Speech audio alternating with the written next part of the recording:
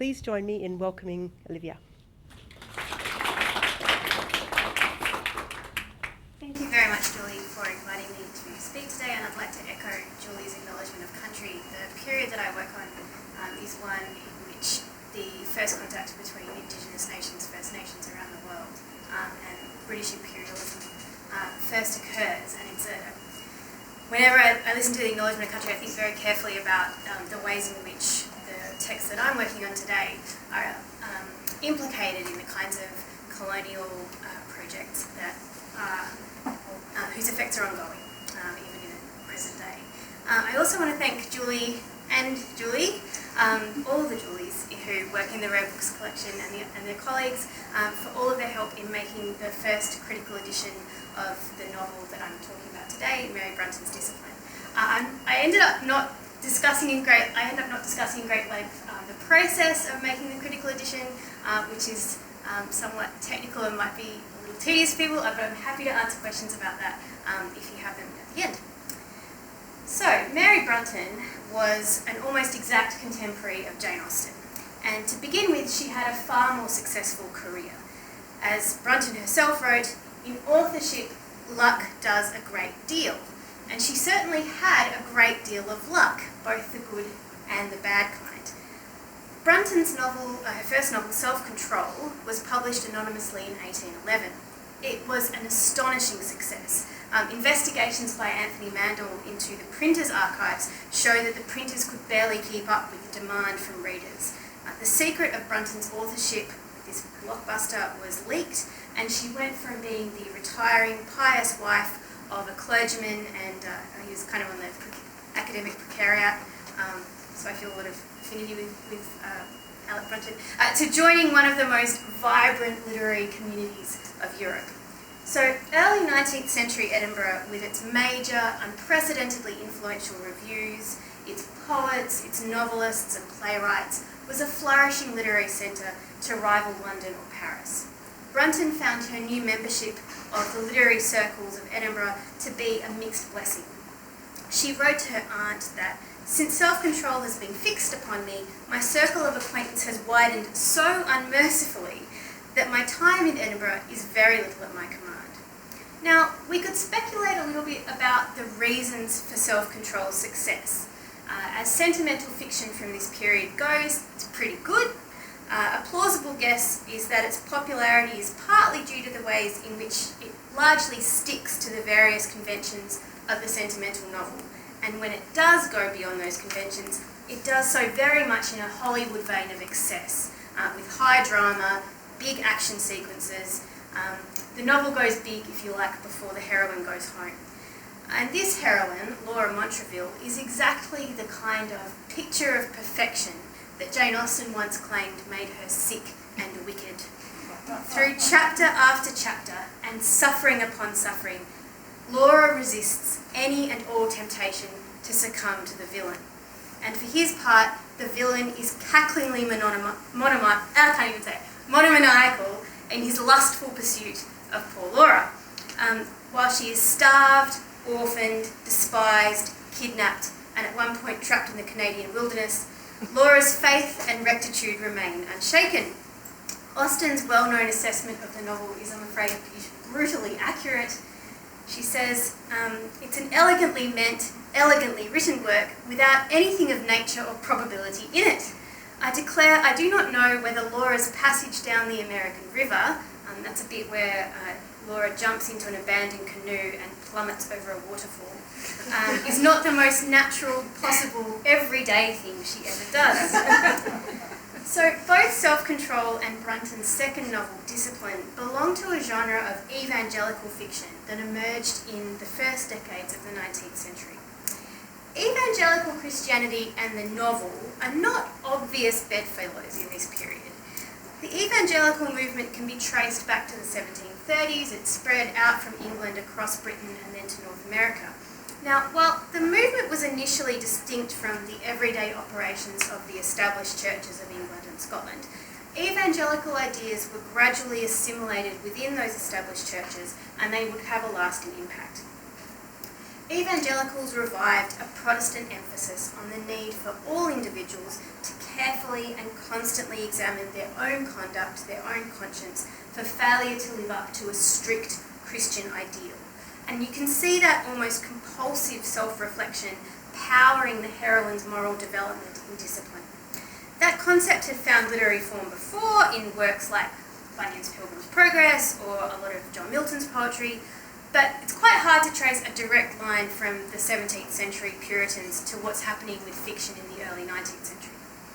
When it joined the establishment, evangelicalism and conservatism are united, and they basically remain united like that today.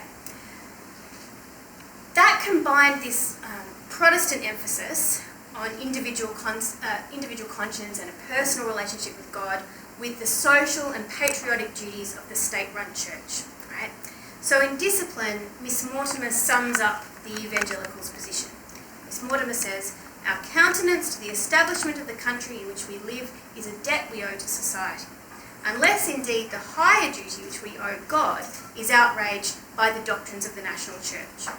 Now, by the end of the 18th century, the place of evangelicalism in the established churches was secure, and the movement was becoming an increasingly powerful force in the nation's political life. So they were largely behind the movement to abolish the slave trade, for instance.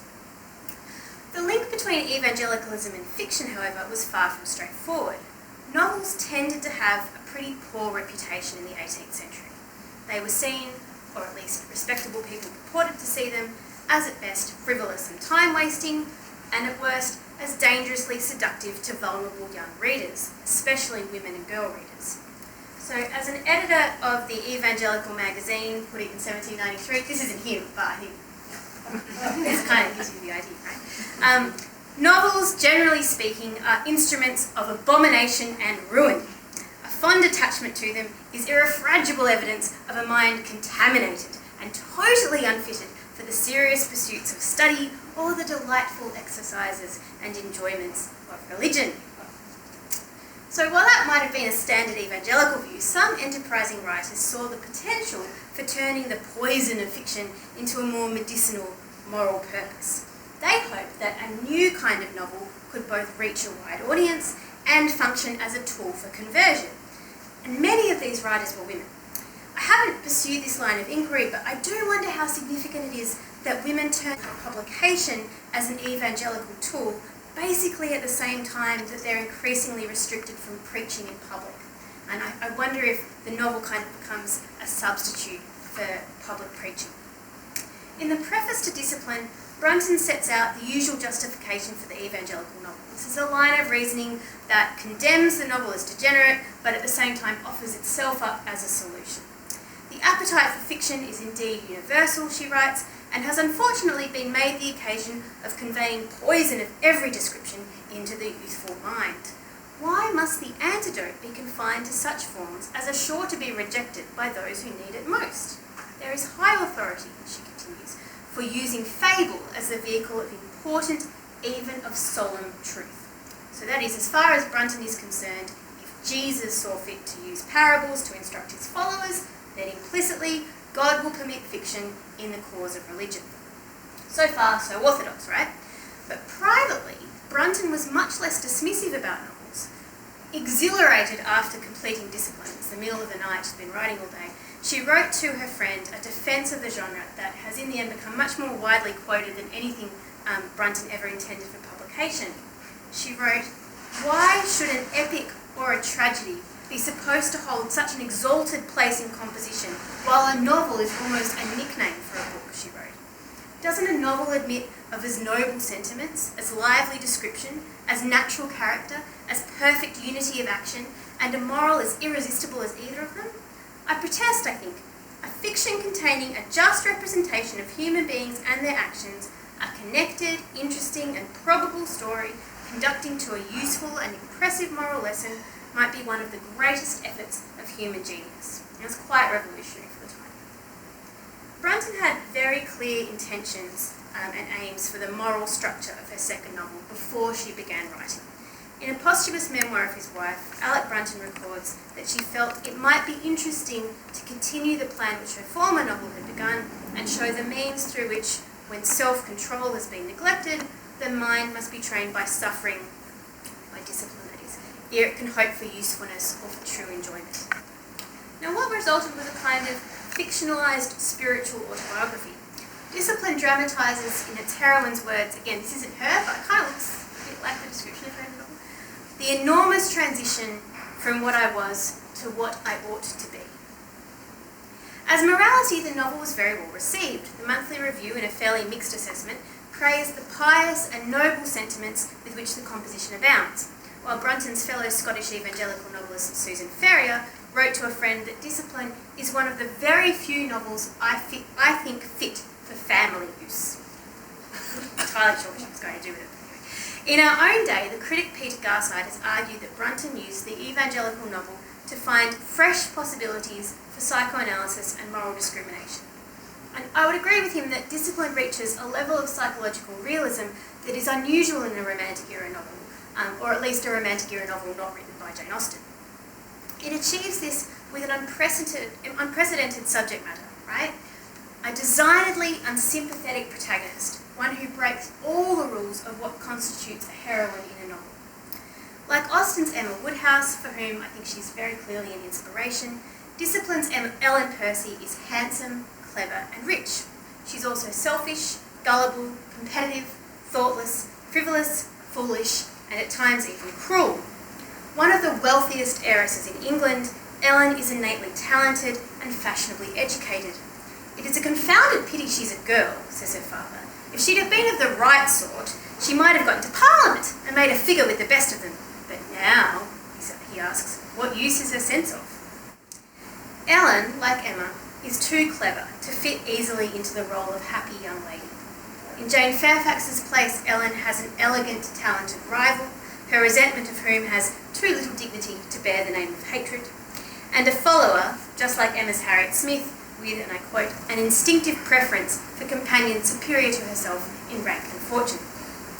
Ellen's deceitful pseudo-admirer, Lord Frederick de Burgh, resembles Frank Churchill in being handsome, showy and extravagant, and even a very Oedipus in expounding anagrams and conundrums. Much like Emma, Ellen's moral career is watched over by a harmless, maternal old maid and a disapproving mentor figure whom she eventually comes to love. There are significant differences, however, which highlight how much Austen was deliberately writing against the conventions of sentimental fiction that Brunton's happy to just reproduce. Brunton's Miss Mortimer, unlike Austen's Miss Bates, is neither poor nor prosing, and she has exactly the kind of endlessly forgiving non-personality that was recommended by conduct book writers and the novel's hero as the very essence of feminine agreeability. She's extremely dull. At the level of plot, Ellen's sufferings are also far more extreme than Austen's commitment to realism would allow. Ellen loses her father to suicide and his money to bankruptcy, and she's forced to earn her living as a much-abused governess in Scotland. Her jealous employer then has her falsely imprisoned in an insane asylum, and she's only rescued by becoming the beneficiary of a Highland chieftain's charity. It's looking a little bit less like a Jane Austen novel. By this point in the novel, Ellen is an entirely reformed character. Her newfound humility and Christian deportment account for the self-chastising tone in which she, as a narrator, recounts her prodigal early days. Like Emma, Ellen commits to reform and then backslides multiple times. How often, she says, I must say, how invariably did my better feelings vanish ere they issued into action. This is striking, but it can be difficult a couple of centuries later to understand how iconoclastic a character like Ellen Percy was back in 1814. To understand this, I just want you to think back for a moment about that comment I mentioned earlier about novels being instruments of abomination and ruin. The 18th century novel that Brunton inherited was an embattled artistic medium. It had a lot of popularity, but at the same time it had very little respect. One way that novelists tried to gain respect and respectability for their work was to make sure that the genre policed the most unflinching social morality. That was their strategy throughout the 18th century and into the beginning of the 19th. And from my perspective, it worked. We don't find anywhere near the same level of distrust for novels and their morality, if you exclude French novels, obviously, by the time we get to the Victorian period. Whenever the odd, risk-taking novelist strayed from this all-important task of turning the novel into a respectable, moral medium, a small army of censorious reviewers were on hand to beat the genre back into shape. Now, since it was assumed that novels would be read by girls, and that girls were especially stupid and impressionable, novels' heroines, the characters that stupid girls were expected to emulate, had to be perfect. It's kind of like the thinking behind medieval saints' lives, or those bracelets they had in high school that said, "What would Jesus do?" The idea is that the emulation of a perfect figure, even if it falls short, can't do too much damage. Now, as a thoroughly imperfect heroine, not just a naive or slightly silly or quixotically misled one, but a heroine who is actually properly, self-consciously bad, Ellen is thus a striking departure from the paragons who form the core of the 18th century novel's most fundamental, unshakable convention. Austen wasn't the only reader to recognise this. She does seem to have been the only writer to take up the idea, at least in the short term. In Brunton's obituary in the Ladies' Monthly Museum, the character of Ellen Percy from Discipline was singled out for particular praise, as one who has always appeared to us to be one of the most natural and interesting of the whole class of novel heroines. Her singleness of heart, her generous though haughty spirit, and her warm affections were portrayed with a masterly hand. I don't think they've read the book, but that's okay. As far as I'm aware, Ellen is the first intentionally unpleasant heroine ever to appear in a novel, at least since, say, Daniel Defoe. And as such, she's a remarkable character. It also means that this novel is more of a proper Bildungsroman, that is, a novel of development, than we often get before the Victorian period. Ellen's slow progression from spoiled child to happy matriarch is hampered by her pride, her guilt, her sense of aggrievement, but she does ultimately experience a fundamental transformation over the course of the novel. In an assessment of evangelical fiction, Lisa Wood has argued that the conversion narrative provides the most entertaining of evangelical plots, and this claim is borne out by the gripping narrative of Discipline, whose plot centres around its heroine's struggle to save her soul. The evangelical influence can also be seen in the novel's explicit rejection of the worldliness of upper-class English society. Ellen's gradual improvement is set against her simultaneous removal from the society into which she was born. While the novel opens against the wealthy, powerful, and vain members of London high society, Ellen then retreats to the countryside and then later to Edinburgh, and finally she finds a home in the Scottish Highlands, about as far removed from London society as you could get. In the novel, the Highlands are depicted as a place not only of restorative natural beauty, but also of a moral regeneration that can't be accomplished in London's privileged aristocratic circles. So, along with Ellen's groundbreaking badness, Discipline attempts further innovations, and one of these is its daring attention to regionalism. Brunton herself was born on a small island in the Orkneys, where her father was a laird, and she lived her whole life in Scotland, mostly on Shappensay in the Orkneys, and later in Edinburgh, and she travelled in later life extensively through Scotland and England. From her earliest ideas for her second novel, Brunton intended to incorporate scenes set in the Scottish Highlands. Now, the regional novel wasn't yet an established genre, and no fiction, and extremely little non-fiction, had been published about the Highlands, a place that at the beginning of the 19th century was still almost impossibly remote to novel readers. If you've read Samuel Johnson and James Boswell's accounts of their trip around the Highlands and the Hebrides, they may as well have been going to the moon. It was an unimaginably foreign landscape and foreign citizenry. The later chapters of Discipline have a lot of work to do. As they wrap up the plot, they also move into territory that's new both for the heroine and for the novel, nothing less than making the Scottish Highlands legible to readers who are unlikely to have any knowledge at all about their scenery and their culture. While Brunton can be mildly deprecating and dourly unsensational about the Highlands, she tends to poke fun at her Scottish characters' enthusiasm for their homeland. Her portrait of the landscape and its people has more significance, I think, than mere local colour. As Ellen's dramatic moral makeover takes effect, this spiritual process is mirrored by her geographical movement gradually northward. The Highlands become a kind of earthly reward for her own conversion. They're a kind of domestic terrestrial paradise, if you like. And that's where Brunton's bad luck came into play. 1814, the year that Discipline was published, was an annus mirabilis for the novel, to a degree that is only really matched by the modernist watershed of 1922. Maria Edgeworth's Patronage came out in January.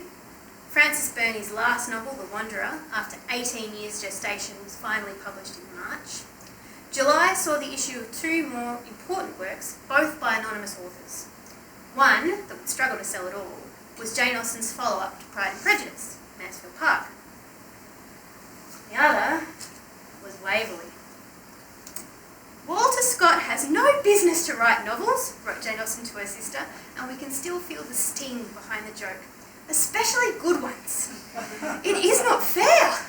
He has fame and profit enough as a poet and should not be taking the bread out of other people's mouths. Discipline was published in December, at a point when Waverley mania was thoroughly entrenched. Mary Brunton wrote to her aunt, "It is very unfortunate in coming after Waverley. There is no help for all this. In authorship, luck does a great deal. Self-Control was more successful than many a better book has been, and this may be less successful without being less deserving." Now Waverley would go on to become one of the most beloved, influential, best-selling European novels in all the 19th century, if not in all of history. Discipline, meanwhile, suffered the usual fate of novels in being infrequently reprinted and soon forgotten. But I think it deserves, to use Brunton's words, attention for its own sake and for remarkable stylistic innovations, developments that would be felt, however diffusely, in a range of novels to come.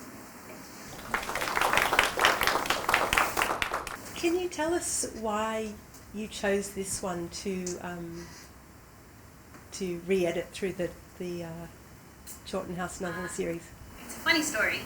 I had read Discipline while I was working on my doctoral thesis, and I published a short article in which I talked about the influence of discipline on Emma, and then some of that material made it into my book.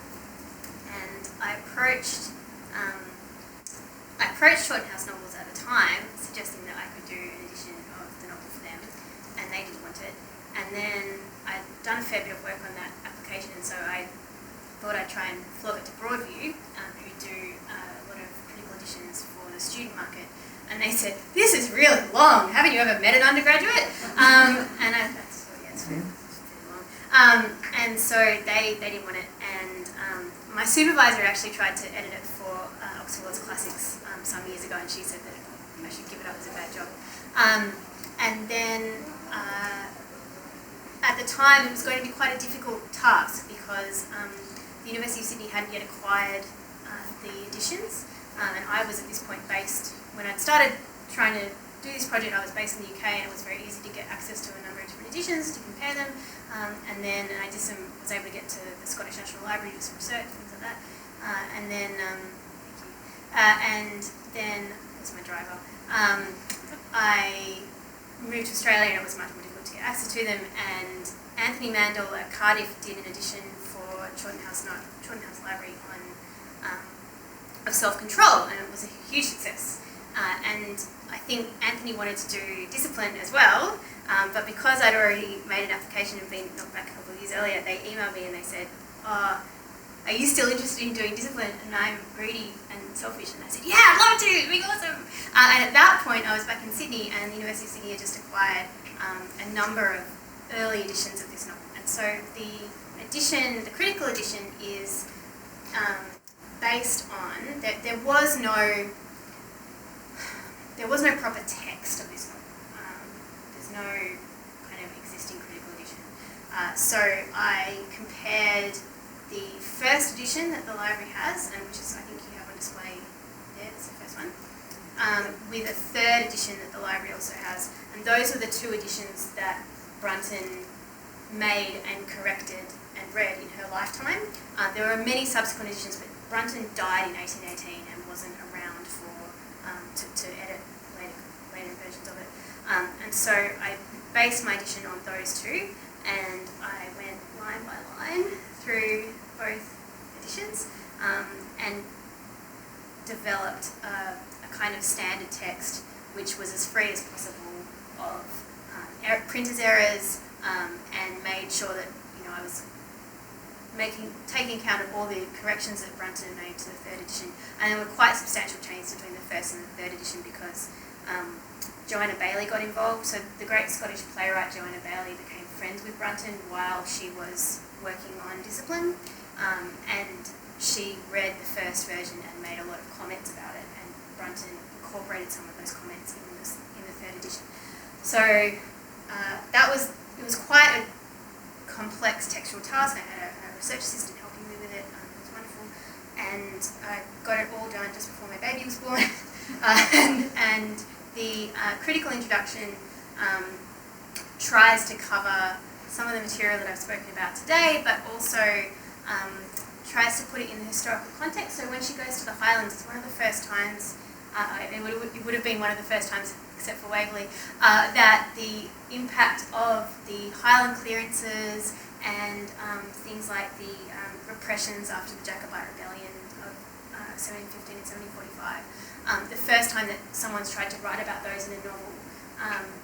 And so there's a little bit of context about that. One of the interesting things about this novel, which if you don't work on the period might surprise you, is that there was a group of people called liberal slave owners.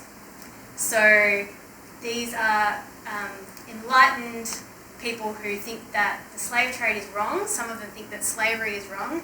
Nevertheless, they own sometimes very large slave plantations. So Monk Lewis, Matthew Lewis wrote The Monk, is one of the most famous.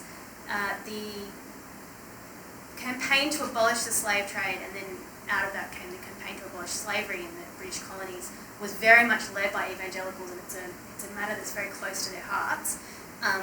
Brunton's discipline has a character who is a member of Parliament and a slave owner, which is very typical. Most slave owners were also big slave owners were also members of Parliament. But he is campaigning against the slave trade.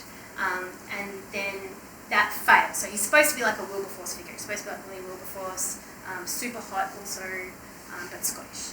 And he's in disguise. That's something that happens in the novel like this. There's often someone in disguise. He's in disguise. And he fails to get his bill to abolish the slave trade through Parliament, which is an echo of what actually happened to Wilberforce historically. And so he decides that instead, he can't make legislative change in England like he wants, and so he goes on a journey to the West Indies. Oh, he's also been rejected by the heroine. Or he's decided to reject the heroine because she's just so bad, and even though she's very beautiful, he won't marry her. And so he goes to the West Indies to try and sort of implement the, humane slave owning practices. The cognitive dissonance involved in this is absolutely extraordinary. But this is one of the things that the evangelical movement wanted to effect, was that it wanted slave owners to go to their plantations and give the slaves half of Sunday off or something. It was absolutely disgusting. So he's one of these. He's one of these interesting, historically accurate, but now just absolutely bizarre characters of the enlightened slave owner. And then he, I think in the end he sells off all his slave holdings and he moves back to Scotland to become the laird. And we reveal, there's kind of a Scooby-Dooby-Doo moment when we reveal that he's the same person all along who was holding it. It's very typically 18th century romantic fiction. May I ask, please, about your throwaway at the end of Scott, or at least Waverley, the author of Waverley, appearing, using the Highlands in their text and swamping discipline. The interesting thing from what you were saying about the way that the Highlands are Valerised in the Branton is that it is the opposite in a way to how Scott Valerises the Highlands in Waverley. There's much more socio-economic context, I assume, from what you said about the clearances and so on. But the Highlanders are daring but losers, whereas you were representing the ruined castle and the glorious Highland scenery as in some way a remote perfection with all the values of wild nature. Or at least that was what I understood you to be saying. Thank you. I think that in many respects that's true. I may have overstated the detail that Brunton goes into. It's very easy for us to read into her quite oblique commentary what exactly is going on socioeconomically with the Highlands. She doesn't in fact mention the clearances, although, and that's a very kind of obvious look in the novel that the most important national trauma that's been visited upon these people is just ignored. She does talk about the acts that made owning weapons and tartans illegal and things like that. She is quite distinct from what Scott's doing in that if you think about the way that Walter Scott characterises the Highlands and kind of invents Scotland as an idea. So if you think about Scotland, if you close your eyes and think about Scotland, I live opposite a pub called the William Wallace, right? So if you close your eyes and you think about Scotland, then the images that come into your head are images that Walter Scott invented, right? He invented kilts and cows and all that kind of stuff. And what Brunton does is quite different. And I think that's partly because Brunton is herself, she's not a Highlander, but she's from kind of, she's not from Edinburgh, she's not like Scott, she's not a city girl. And she's trying, plausibly as it sounds given the kind of Canadian stuff, she is trying for a degree of realism that Scott is not interested in at all. Scott is interested in very much creating a highly romanticised, lowercase romanticised and also capitalised romanticised vision of a kind of fairyland Brigadoon type Highlands of Scotland, right? This is a world in which beautiful young ladies play harps against waterfalls. And although it's somewhat ironised, there's not really quite enough irony to set against what Scott's doing there. It's a really overtly fictionalised, right? He's not trying to sell the Highlands with any degree of realism. It's not Irvine Welsh. He's very much trying to create an appealing fiction that will grab urban English readers. And he's made a name for himself as a poet. He's made a name for himself as a poet of big medieval battles. That's the kind of thing he writes poetry about. And that's the kind of audience who followed him into his Waverley novels. Brunton, I think, doesn't have the degree of assurance that Scott does. She's quite nervous about the Highland scenes. It's something that she wants to put in her novel before she starts writing it, but it takes her a very long time to get the narrative to the Highlands. It's really the last 4 or 5 chapters of the book are set in the Highlands. Her heroine is like Waverley being introduced to the Highlands, so as an outsider coming in and learning about them, but she's learning about them not as a kind of wild-eyed romantic youth, but as someone who's really suffered and come through the other side and is just wanting to find a place for herself and then is orphaned. So part of what I think Brunton's trying to do is set up the Highlands in the same way that maybe Maria Edgeworth would set up sets up certain country homes which are particularly well run by very solid families as this kind of domesticity that's a very feudal kind of domesticity. So Brunton's quite positive about persistent Highlands feudalism.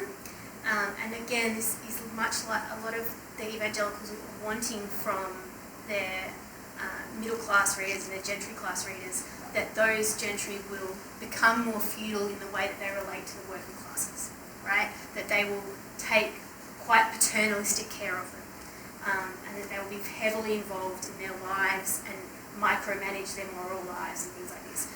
So as well as knitting them stockings and bringing them broth, that they will also police their marriages and all this sort of stuff. And so Brunton's Highlands are a much more realist, domestic, sort of plausible Highlands than Scott's are, and I think it's about they're trying to achieve different things. Scott's is what takes off. Scott's version of the Highlands is the Highlands that we still have. It's the Braveheart, everybody likes brave, Mariner riding through the glen with the wind in her hair. That's the kind of Scotland that Scott created and that is still with us. Brunton's Scotland is a Scotland that was vanishing at the time she was writing it, and she's sort of there's a nostalgia kind of being built into it, but it's also a Scotland that maybe plausibly existed, one in which, you know, you can't get toast. It's that kind of, like, you know, a lot of it's about the nitty-gritty of travelling in Scotland, which almost no one in England had done. So a lot of it is about that sort of just information, supplying information to the readers. Thank you. This part was very eloquent. I was like, as you already answered a little bit of the ideas regarding Brunton's, it's a dilemma in between the noble savage of the romantic visions and also the transformation in the Victorian way of moralizing oneself. Did you feel that apart from these two distinctions, do you see any role of trauma in Branton's, in Ellen's life that contributed her to be disciplined? For example, taking as her father's death. So, yeah. So this is actually very interesting because reading it today, I personally, I teach 17-year-olds, I've been a 17-year-old. I would see an orphan 17-year-old who's experienced the trauma of her mother's untimely death and her father's suicide, and losing her patrimony. I would feel quite sympathetic to somebody like that. The novel and the narrator of the novel, who is kind of an Ellen, older Ellen, it's a little bit like Great Expectations. The older version of the character narrates the story of the younger version of the character. She's extremely, she has no patience for what Ellen has suffered, right? So she explains, it's a highly moralizing Christian dynamic where all the suffering is sent by God to train Ellen to be a better person, right? Ellen feels that she is responsible for her mother's death. When she's a child, she's unwell and she insists on going out, and her mother lets her go out, and she gets more sick, and her mother nurses her, and her mother catches the virus and dies. So that's Ellen's fault. And the novel does not challenge the idea that Ellen is directly responsible for her mother's, 7-year-old Ellen is directly responsible for her mother's death, right? And she, in a sense, kind of becomes hardened by those things. The kind of theorising around trauma that you get in really the 20th century is not something I see happening in the 18th century novel or the early 19th century novel at all. So while the exception would maybe be The Recess. So there's a really strange novel by Sophia Lee from 1793, maybe, I'm making it up. The Recess, which is one of the places that Austen gets that line, either Juvenalia, run mad as often as you choose but do not faint. So the characters in that novel, there are two sisters who are the twin daughters of Mary Queen of Scots. It's a very funny novel really when you get down to it. One of them goes mad and the other one faints, and as a consequence of fainting in a Jamaican prison, it's a long story, develops rheumatoid arthritis and rheumatism and is crippled permanently. So that's kind of the only instance I can think of in a novel where there's a direct correlation between a trauma experience and its impact on a heroine, where it's not seen as like a moral visitation. In Discipline, this is very much Ellen becomes a better person because of her suffering and because of her engagement with evangelical Christianity. If you take Selfcontrol, there's just a whole lot of suffering. Laura is perfect to start off with, and she continues to be perfect no matter what's thrown at her. And then at the end, she's rewarded with a hero, and everything's fine. But she's okay. So there's no kind of there's not really like character development as we would think of that. Yeah. So they don't. Obviously, they suffer trauma, and I mean, you think about somebody like Mary Brunton, who was impossibly victimised, ends up having this awful miscarriage while she's racing to rescue her lover, blah, and is crippled for life. That's a historical example. It's a real person. So there are situations where you have, like, they could point to, here's a trauma, here's the long-term impact of it, blah, blah, blah, that you would think they would be able to do the same kind of theorising that people do in the 20th century. But I don't see it happening. It's just not. I I don't know why they don't make those connections, but they don't seem to. Please join me again in thanking